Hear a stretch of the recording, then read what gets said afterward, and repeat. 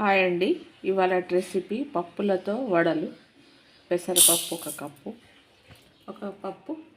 Cup శనగపప్పు ఒకటి. ఇవి ఒక 4 అవర్స్ నానాక వడ చేసుకోవాలండి. మిక్సీ పట్టుకొని బాగుంటుంది. కడిగి నానబెట్టుకోవాలండి. ఇలా తీసుకొని పెట్టుకోవాలండి ప్లేట్లో.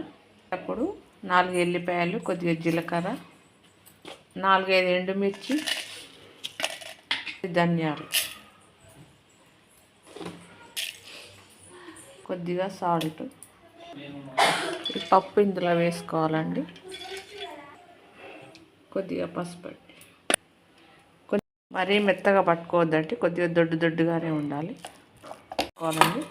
పట్టుకున్నాక కొద్దిగా సన్నగా కట్ చేసిన కొత్తిమీర, కరివేపాకు చిన్న కట్ చేసుకోవాలి. మిక్సీ పట్టుకునే ముందు కొన్ని పప్పులు ఇలా తీసి పక్కకు పెట్టుకోవాలండి. ఇప్పుడు ఇందులో మిక్స్ చేసుకోవాలి. ఇలా అన్నీ కలుపుకోవాలండి. ఇలా వేసుకోవాలండి. మీడియం ఫ్లేమ్లో పెట్టుకొని కాల్చుకోవాలండి. మీడియం ఫ్లేమ్లో గోల్డెన్ కలర్ వచ్చే వరకు కాల్చుకోవాలి.